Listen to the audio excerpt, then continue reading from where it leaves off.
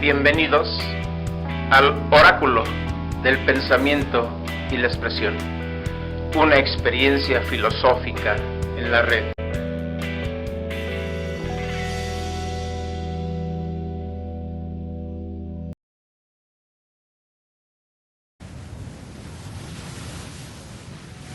Hola a todas y a todos. Ahora, en el Oráculo del Pensamiento y la Expresión, presentamos El Choro Mareador, Modos del Habla o la canción de Jack el Destripador. Con imágenes públicas de la red, la melodía de fondo es Dead Man de Neil Young y Johnny Depp, soundtrack del film de The Man de Jim Jarmusch. Al final oiremos Canción de Amor de Rodrigo González, de su disco póstumo No Estoy Loco, del 2013.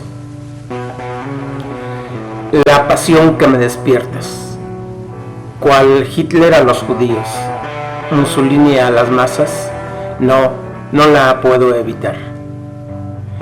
El amor que yo te tengo es el de Reagan a Castro, el de Somoza Sandino, de Margarita Galtieri. Rodrigo González.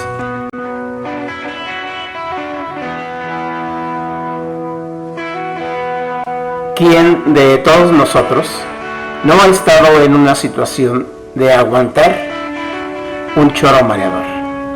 O seguramente en más de una ocasión hemos tirado un choro a fin de justificar y legitimar tal o cual propósito. ¿Cuál es la dimensión dentro de los modos del habla del choro mareador? ¿Qué cualidades, virtudes e incluso excesos caracterizan al chorero? ¿Han existido los choreros profesionales en la estructura social? ¿Y qué funciones han desempeñado?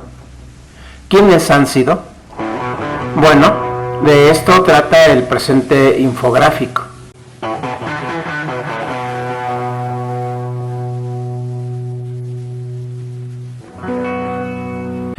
Como dijo Jack el Destripador, vamos por partes. De igual modo es el proceder del choro mareador, subsidiario de una metodología del análisis y de la división, base orgánica de toda la modernidad filosófica. Al choro mareador lo podemos calificar como un discurso serio, ornamentado y tecnificado, enfilado a planteamientos resolutivos para superar problemas prácticos de la vida, acotada en áreas especializadas.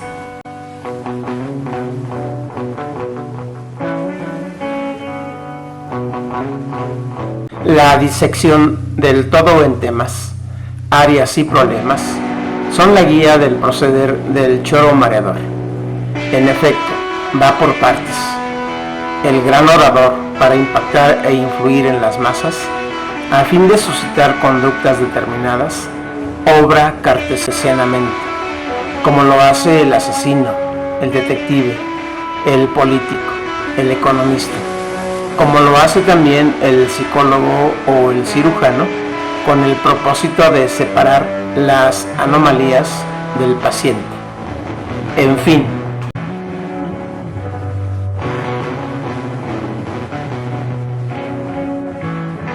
sucede que en el discurso del choro mareador, el habla abandona su función natural de exposición de la verdad, bondad y belleza en perspectiva de la totalidad y pasa a ser un instrumento para la disertación sobre asuntos correspondientes a áreas particulares de la vida con fines de dominio, manipulación, control y lucro, obviamente de poder. El choro mareador encuentra en la ciencia, en la política, en la sociología, en la economía, en la psicología, en la publicidad, etc., tierras fértiles para su desarrollo.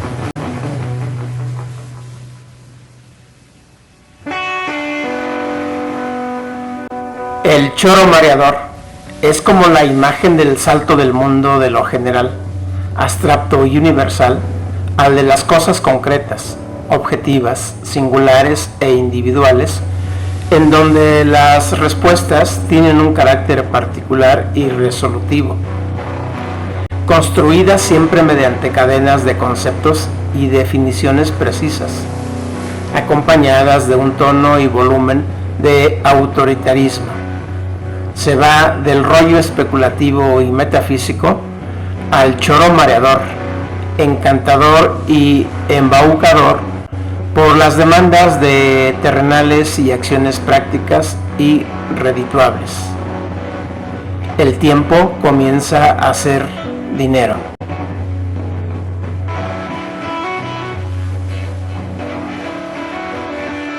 Los discursos emanados del choro mareador no necesariamente son de la comprensión de todas las personas y para todas las áreas de la vida. Sus mensajes se dirigen a sectores de la población que comparten valores, conocimientos, propósitos e ideologías. Existe aquí un uso instrumental del habla y una creciente especialización teórica y práctica. Acontece una paulatina taxonomía de la vida, una economía de las acciones y un negocio de los resultados. Nada se realiza gratuitamente.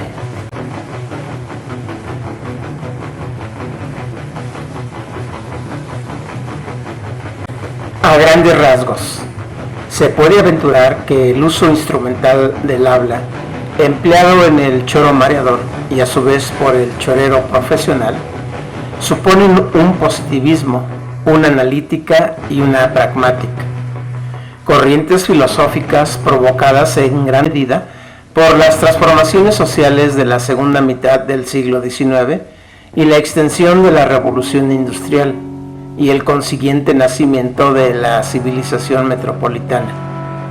Los extraordinarios descubrimientos científicos, el aumento del bienestar, la unificación mundial propiciada por el colonialismo, crearon un clima social y filosófico de un optimismo exagerado.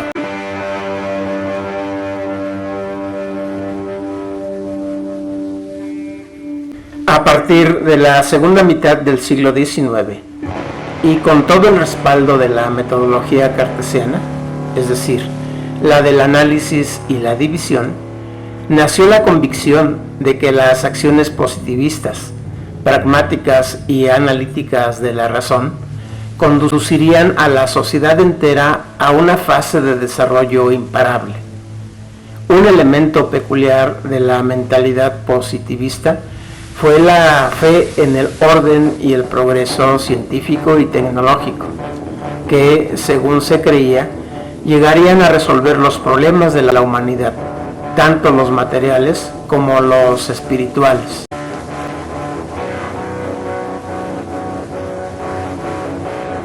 El positivismo planteó las antiguas cuestiones filosóficas sobre la base de la experimentación, determinando el nacimiento de las modernas ciencias humanas: sociología, antropología, psicología, economía, psicología.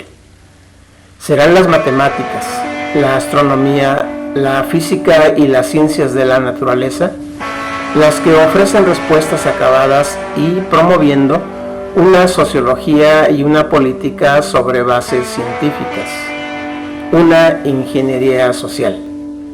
El aroma a metafísica se esfumaba poco a poco del campo de la reflexión filosófica.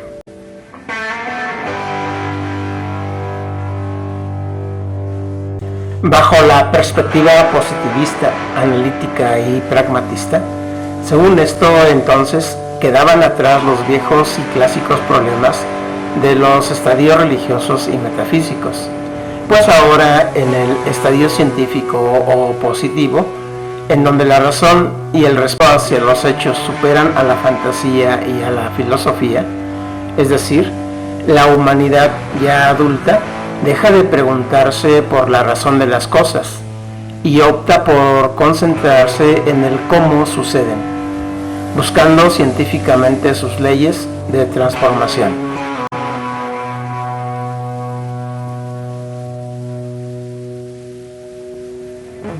El pragmatismo literalmente definida como filosofía de la acción, se sostiene sobre el principio central de que todas las creencias son, en realidad, una regla para la acción, por lo que entonces a la acción pragmática del choro mareador le es afín el orgullo de pensarlo todo tal como es pensado en el laboratorio, esto es, como una cuestión de experimentación.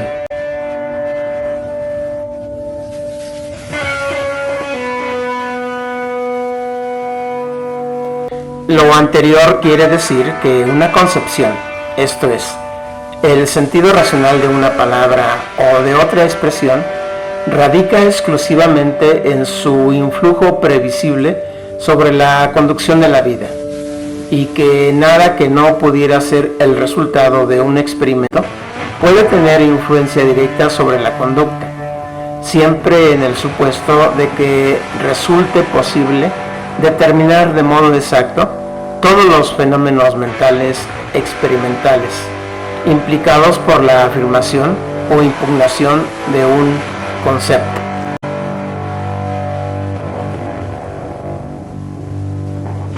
La anterior opinión es defendida por Charles Sanders Peirce, quien fue el que acuñó el nombre de esta corriente filosófica.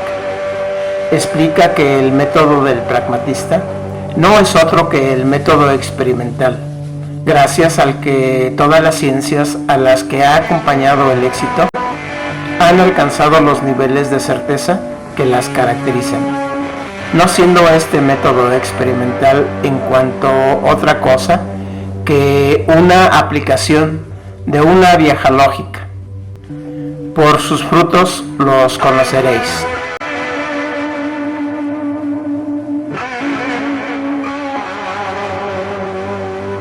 William James será quien lleve la filosofía de la acción al plano de la metafísica, proponiendo una nueva noción de verdad. Una idea es verdadera cuando permite alcanzar el fin que el sujeto se ha propuesto al concebirla. Por ello es que para los creyentes del choro mareador, las acciones, las cosas y las personas son verdaderas en cuanto a los criterios de veracidad, utilidad, rendimiento y ahora performatividad.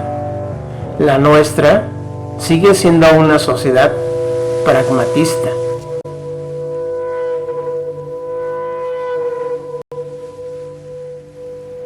Las actitudes positivistas, analíticas y pragmatistas, adoptadas al interior del uso instrumental del habla por el choro mareador, tienen un punto en común: la necesidad de un replanteamiento de la tarea misma de la filosofía, ya que ésta, en efecto, había logrado en el siglo XIX deslindarse de la concepción metafísica, sostenida, argumentada y defendida por el rollo, como forma del habla anterior, y los filósofos clásicos y modernos.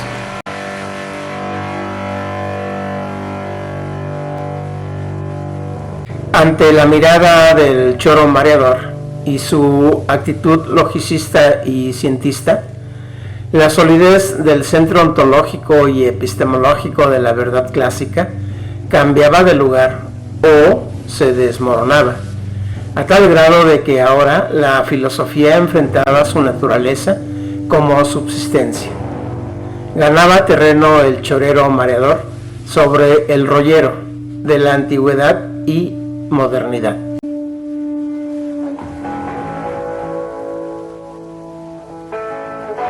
Las esferas de mayor rendimiento para el choro mareador, como modo del habla, fueron la política, la academia y la mercadotecnia.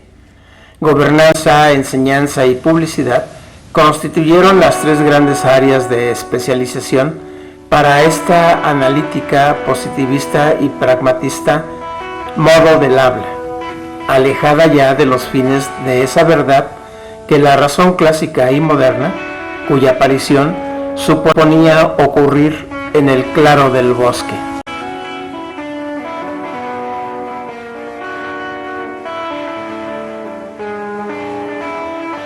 El choro mareador era un modo del habla que mediante razones maquilladas movilizaba a sectores de la población, tales como ciudadanos, académicos y consumidores, que quedaban convencidos o absortos tanto lógica y emotivamente por la justificación y legitimación de las verdades prácticas, utilitaristas y ejecutivas promovidas en el discurso del choro mareador.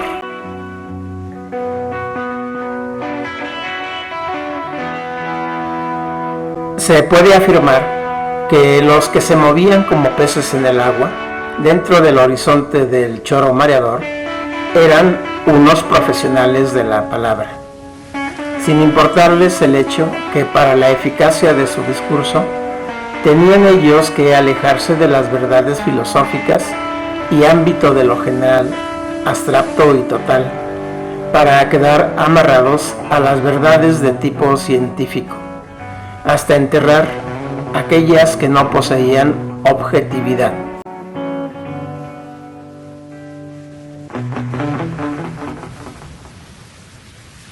Frente a las verdades sostenidas científicamente, los relatos filosóficos y literarios van cediendo su lugar a las fórmulas lógicas, físicas y químicas como medios de expresión. El lenguaje, el habla, por tanto, adquiere una vestimenta instrumental, hasta encontrar un traje a la medida para llevar a cabo acciones cosificadoras y decisiones totalitarias que arrastran a la vida a una crisis profunda y de terror.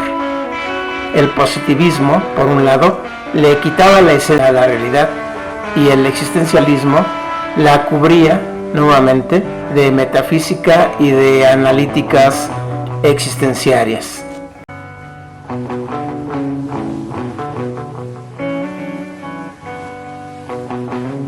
La reducción del habla a su uso instrumental y acción cosificadora, que antes que cualquier otra cosa tiene como principio que los medios justifican los fines, da lugar al nacimiento y proliferación de la figura del chorero profesional, que vemos como jefes de Estado y símbolos de ideologías fascistoides, que tienen por convicción el dominio y control de los hombres, sin importar si los medios son la crueldad, el sufrimiento y la muerte.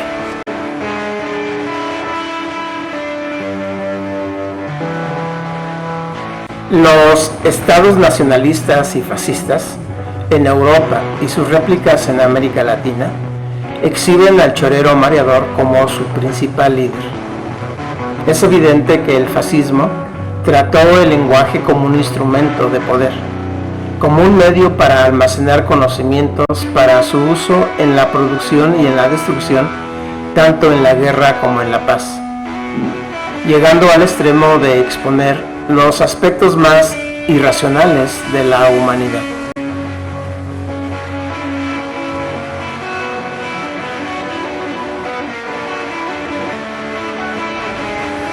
El choro mareador testificaba en el uso instrumental del habla la conquista de la naturaleza y la tecnificación planetaria de la vida, pero a un precio muy alto. En la ideología del choro mareador y sus acciones se manifiesta la alianza entre la visión específicamente moderna de la razón como medio esencial de administración y la locura que dimana de tal razón. Los pensadores de la Escuela de Frankfurt se darán a la tarea de reflexionar y meditar sobre esta contradicción de la razón y del progreso moderno.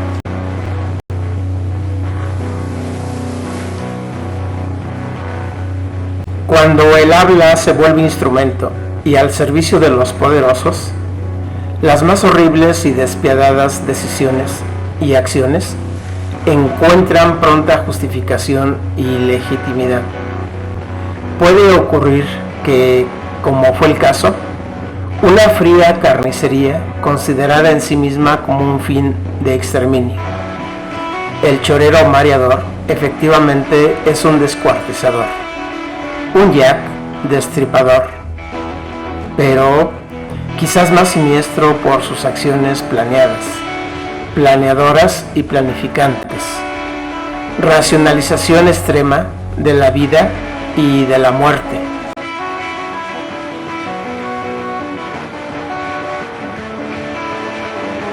Solo bajo el fascismo, la matanza de inocentes, planificada y autoritaria, se convierte simultáneamente en cuestión política del Estado. Aunque naturalmente o incidentalmente, siempre han muerto personas en todos los regímenes. Pero con el fascismo, estas muertes llegan a ser el fin mismo de la administración, la represión y el odio.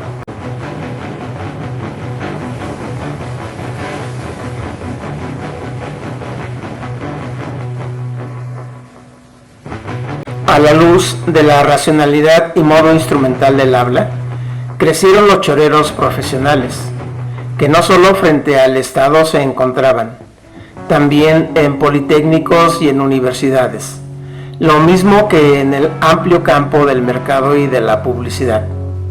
En algún momento el chorero profesional, así como encontró identificación con el fascista, del mismo modo lo hace con el tecnócrata, heredero de la racionalidad instrumental, pero también del discurso del odio y del exterminio.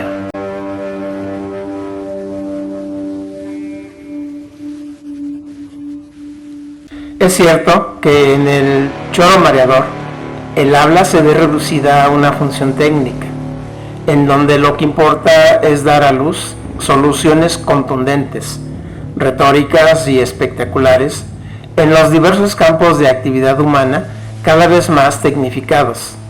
Pero también el discurso del choro mareador revela formación técnica y especializada, amplias lecturas y aprendizajes prácticos bajo la tutela de que el saber y el conocimiento, si no cumplen con la regla de dominar y controlar tanto la naturaleza como a los hombres, entonces no son eficientes ni redituables.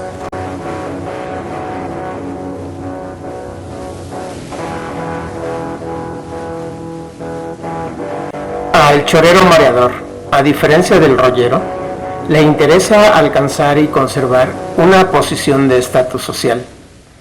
Hace de su actividad una profesión, siempre con algo de ambigüedad ética en su quehacer, pues por un lado tiene que presentarse ante el público como magnánimo o libertador social, innovador académico y demócrata en los medios de comunicación e información, al mismo tiempo que su régimen de creencias ideológicas y grado de preparación académica y especializada lo colocan en dirección de las prácticas y mañas del poder, en todas sus formas.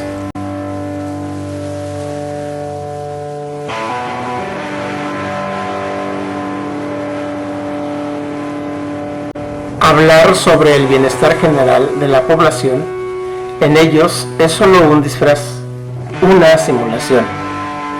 Por lo general, el chorero mareador, profesionalmente, se instala como consejero, asesor e ideólogo de instituciones y personajes públicos que participan en la administración y aplicación del poder, y por ende, también es legitimador de la represión. A cambio, recibe suculentos apapachos. Cuando deja de recibirlos, entonces se coloca como víctima del poder, que antes defendía con descaro y con gran estupidez.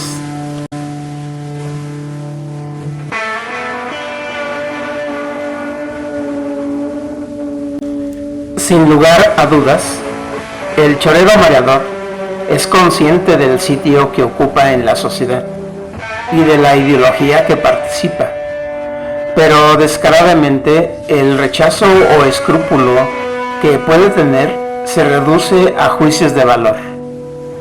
Lo que le interesa al chorero mareador definitivamente es conservar su estatus, mediante la práctica de un ultraconservadurismo. No importa que, a sabiendas que el poder ejercido sobre los otros sea de lo más salvaje, cruel e inhumano, él hará uso de la palabra y volverá a pintar de rosa e inocentemente la realidad. Tirará una y otra vez un choro mareador. Afortunadamente, cada vez existe una masa ilustrada y crítica que sabe distinguir del rollero humanista y del chorero profesional.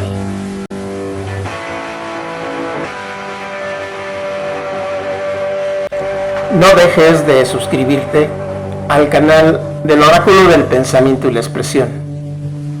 Esperamos que este infográfico sobre el choro mareador te haga reflexionar siquiera un poco y te deje en claro que al chorero profesional, ya sea como estadista o jefe de Estado, como investigador con perfil del Sistema Nacional de Investigadores y como profesor de alto rendimiento en la universidad, o dirigiendo campañas internacionales de publicidad en el mercado, apareciendo en medios de comunicación y de información, no le son indiferentes la desigualdad e inequidad.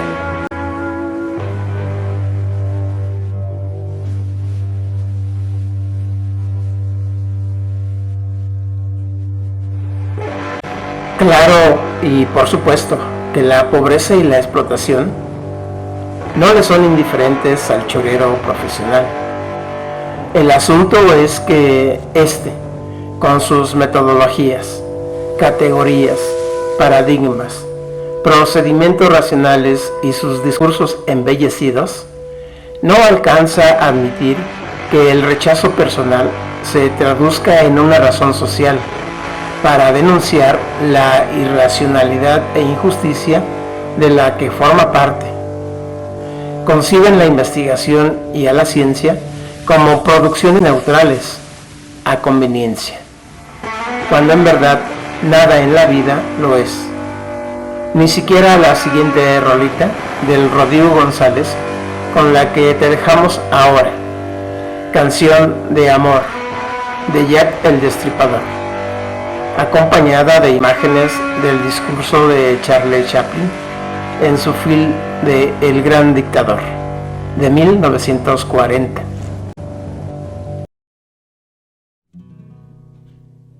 El amor que yo te tengo es el de Edipo a su madre, el de Dalila a Sansón, el de David a Goliat.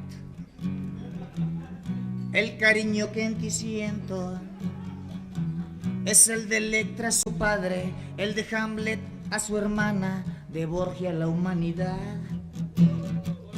La pasión que me despiertas, cual Hitler a los judíos, Mussolini a las masas, no la puedo evitar. Mas si acaso no te alertas, no te vayas a quejar, que en cualquier noche incierta, yo te vaya a destripar.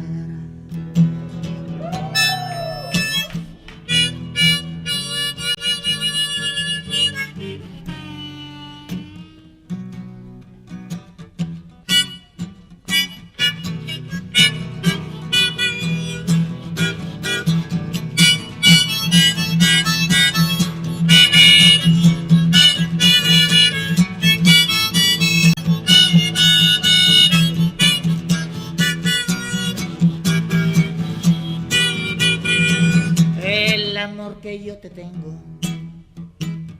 es el de Reagan a Castro, el de Somoza Sandino, de Margarita Galtieri.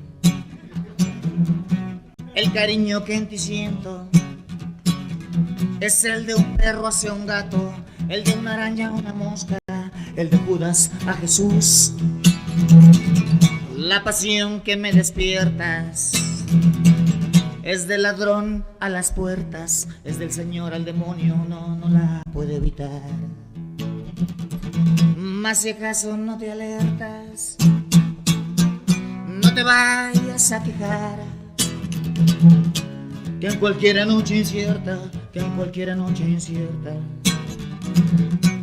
yo te vaya a destripar.